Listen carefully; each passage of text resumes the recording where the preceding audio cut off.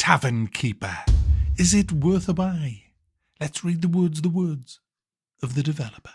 From the creators of Game Dev Tycoon comes Tavern Keeper, a cozy, chaotic management sim featuring a powerful decoration sandbox and a magical storybook RPG. Now guys, I've reviewed a few of these kind of games, but this one is just head and shoulders above all of them. It's brilliant. Absolute. This game, I can't get over how good it is for what it is, if you know what I mean. It's overwhelmingly positive on Steam, and it's in early access, and it feels like a AAA game. It is expertly voiced, brilliantly voiced. Every character, and you come across quite a few, they're all expertly voiced, not AI. You can tell that this is a proper voiceover artist. If it isn't, well, AI has. We are in the worlds of Terminator, because it is just brilliantly voiced. You hear distinctive footsteps, brisk and precise like a ticking clock. You turn to see Dorothy frowning at the decor. A parcel is under her arm. You're off to a decent start here. Plenty of space, that's good. You'll have your hands full soon. I brought you something to help. She swipes a fingertip across the countertop. Her brow furrows in distaste as she reluctantly sets the parcel down. She taps the parcel. The guild obtained this relic from an adventurer. They dug it out of a mouldy old dungeon or nicked it off a dragon, some silly business like that. It's got everything, this game. It has deep management, very easy to play though, excellent UI, and RPG story modes that come in at the most random times where you'll meet new people and they'll tell you riddles, they'll tell you information, they'll warn you of stuff. It's quite funny as well, very well written. And I don't want to spoil it, but if you do buy this game, read all the books, listen to the voices, because it's really, really good, and you'll have a blast. But playing this game, you start off at the basic scenario. You'll be given a swamp tavern that's a right dump. It's just totally devastated and wrecked. First job is doing it up. Now, it's not one of them stupid ones where, you know, you've inherited your uncle's swamp and you go around with a brushing shit up. That doesn't happen. You just simply click a few things and that's it. You're ready to start building. It dispenses with the bullshit. And the first thing you do, you plan out in your head where you're going to put stuff. Oh, by the way, before you actually start each scenario, you can customize the difficulty by lots of sliders, how much money you want to start with and all of that. So you're getting the best experience for where you want to be as a gamer when you're playing this. If you want a lot more money, you can give yourself a lot more money. You can't give yourself stupid amounts of money, but you can give yourself a tiny little bit of a head start financially. I did.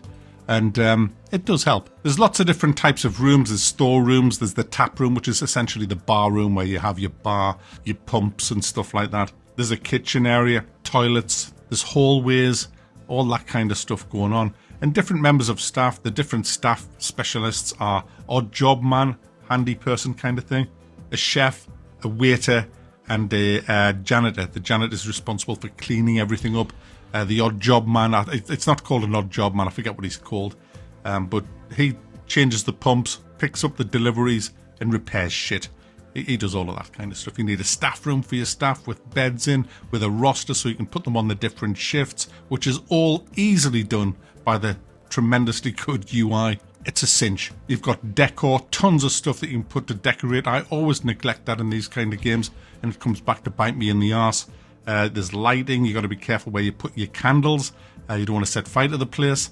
I nearly spoiled something there. So I'm determined not to spoil anything. But the basic things to remember is keep your storeroom near your kitchen and keep your kitchen near your bar, because you're going to have a lot of guests coming in. They're going to be ordering meals, they're going to be ordering drinks, and you're going to need a lot of stock going in. And I screwed up. My stock room is just not big enough, because you need food in there, you need water in there, you need beer barrels and stuff like that, meat hooks, all kind of stuff. Everything that you've played in other tavern games is shallow compared to this. This goes one or two steps deeper in pretty much everything. So everything that you do does seem to have a consequence. And there's tons and tons of ways you can customize it. You've got dartboards, bulletin boards. You've even got magazine racks kind of thing, where you can subscribe to various different newspapers, and your punters can go up to the rack and purchase a newspaper, sit down in a nice comfy chair and just read it, or go for a shite and read it on the toilet. There's just so much going on in this game. I was staggered considering it's early access. It's one of the most polished and deep early access games I've ever played. And like I said, different scenarios. You go through each scenario completing quests to get your tavern up to a certain star rating.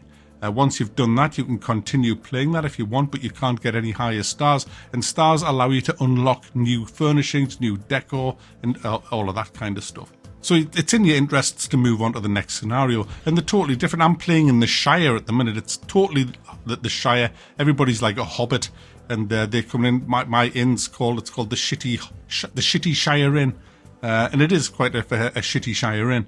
But what I love about it is, well, one of the many things I love about this game is the way you go around just cooking things and getting your ingredients. You look at the big world map, and there's different things on the map. There's breweries, there's farms, and you click on there, you'll see a list of their produce. You click what you need, and they'll deliver it. But if they're a long way from your inn, it might take 20 hours to get there. So you've got to kind of plan out when you want stuff to arrive, and then you'll get it put into your storeroom, and then you can start making that particular meal. You set up your menu, you put your different meals on there, but you've got to, logistically, you've got to keep an eye on everything, if you know what I mean. So you've got to make sure you've got enough beer in the storeroom and enough beer to go on, and you've got a timeline at the top which has lots of events, and you might have like a dart match. You might have 6 or 7 people coming for a dart game, so you know at that time you're going to be very busy. They're going to want food, they're going to want beer, maybe a bit of wine for the ladies.